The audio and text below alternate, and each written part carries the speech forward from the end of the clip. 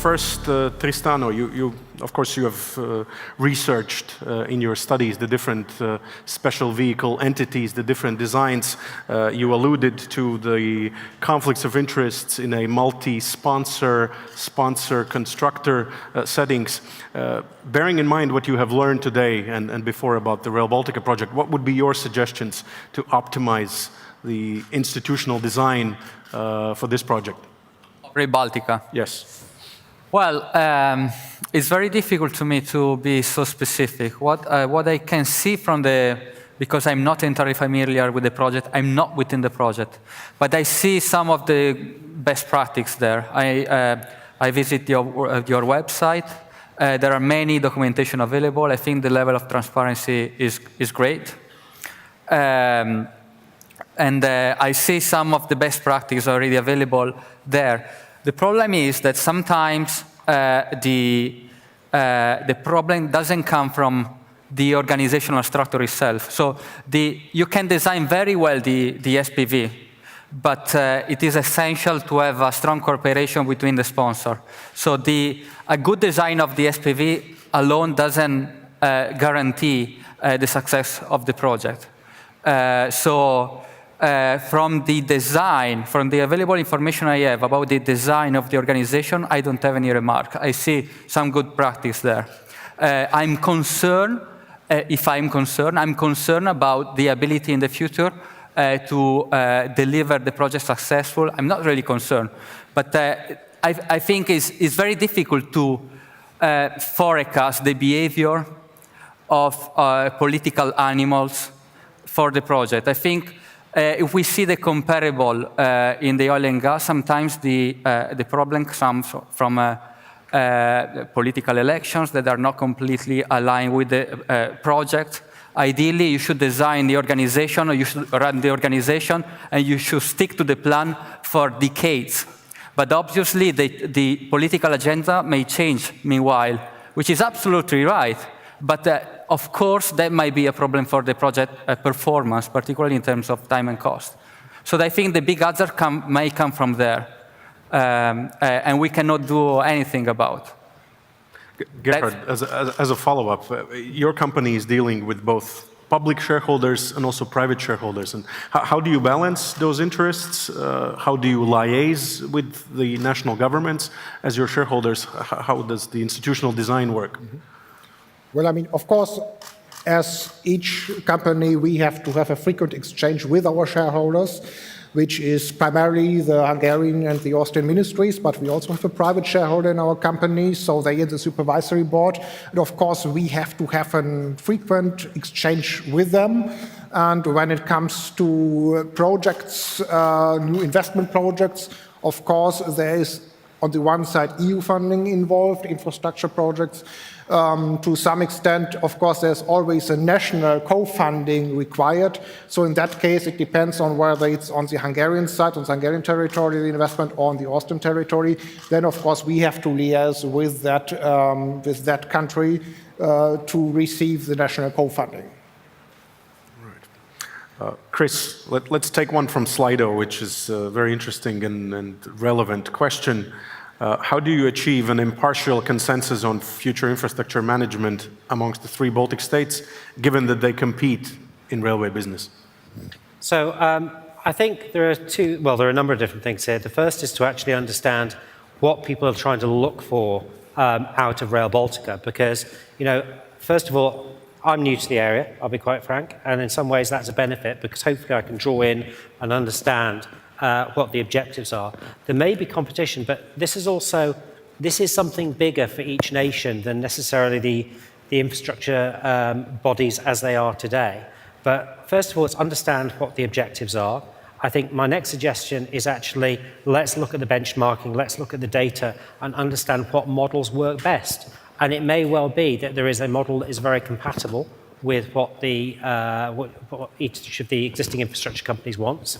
It may well be that it's not, but we are developing something that is at the heart of it all about economic growth, and we've got to make the right decisions, and we're going to need to make that on hard data as best as we possibly can, and we also need to work out where we're going to be prepared to compromise, because if we look at any project of this kind of scale, if people go into a process with a very fixed idea of what the end vision looks like, it's really, really easy to end up in a very antagonistic relationship. And what I tried to draw out in those last slides when I flashed up a few different ideas for different areas, there are benefits that each country will be able to take in very different ways from this project, as long as we start to be innovative. And it should be about how can we help each other achieve the overall scheme, and how we can also help each other draw out those local differences that people think they'll benefit from. Thanks. Before we take more questions from Slido and the audience, Tristano, from your broad-ranging experience across different infrastructure megaprojects in different industries, Chris, of course, emphasized the importance of using the railway as a technology platform. We have talked about the innovation and digitalization. Even Madam Commissioner is always emphasizing that. In your experience analyzing megaprojects, do you see that these megaprojects fully utilize the potential to serve as platforms for technology and innovation? Well, it depends a lot. For example, in project finance, it's not very advisable to be super innovative, because you want to have something. Generally, lenders force the sponsor to have proven technology and to have something very proven, because they want to be confident on that. On the other side, innovation always takes place. I see the Rail Baltica is very committed to the BIM, is very committed to new technology, and I think that's great, because BIM probably is going to be the future in the construction industry. Other sector,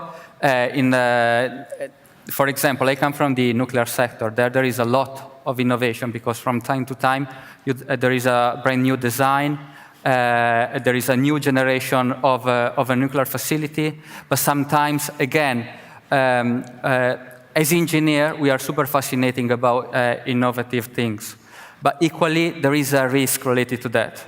So in my experience, the best projects are the ones that bring some lesson learned from the previous and try to apply innovation step by step. The radical changes often, particularly in mega projects, tends to be could introduce some problems because the companies are not aware. Consider that in mega project there is not only one main contractor, there are hundreds of contractors. And maybe you've got a super skilled contractor acting as a main contractor, but then you have suppliers which are not completely familiar, and you need to organize such a complex organization, which might be a challenge. Gerhard, how does it work at GYSEV? I mean, you're mostly dealing with legacy infrastructure. You don't have the luxury of a greenfield project, but how do you innovate in a lockstep fashion, so to speak? Or maybe you make even more bold decisions, even based on the legacy infrastructure? Well, I mean, of course, in the case of the GYSEV network, we are not talking about, let's say, some kind of mega project like the Rail Baltica. We have, let's say, existing infrastructure, but of course, what we need to do is to upgrade and modernize this infrastructure step by step. What we just finished last year was electrification of our north-south route. So previously it was diesel traction. Now you have a electrified route. We are planning for the double tracking of our east-west line. We are now planning the works for increasing axle loads on a section of our network. So I think this is crucial, because if we want to be attractive for the customers, especially the freight customers, we have to provide them an infrastructure which allows them to be efficient, because they are exposed for competition from other modes, also possibly from other routes to use. And if we want to ensure that we have traffic moving on our network, we have to provide an efficient infrastructure. Otherwise, we will be out of business in 10 or 15 years. So, and this is why we see a huge strategic importance in modernizing and upgrading our infrastructure, at least in line with the surrounding network. So this is what we are aiming at. And directly related to this is the top Slido question. How do you procure construction and maintenance and also upgrade of existing infrastructure, given that one of your owners is a private company involved in construction? I would say it's not very much different from any other railway infrastructure manager. Of course, we are subject to all the competition law, to the national law, to the European law. So each, let's say, infrastructure works will be tendered European-wide, and we have not perceived this as a major problem. So, Tristano, anything to add from you, given the sponsor-constructor potential conflict of interest?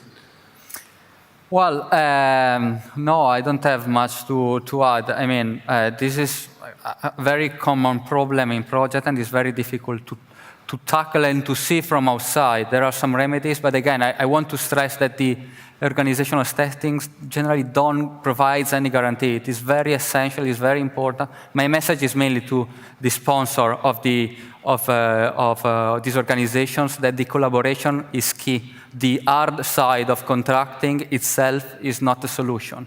It's just an enabler, a facilitator in a way. Exactly. Chris, what are the 3 risks that you can identify with Rail Baltica?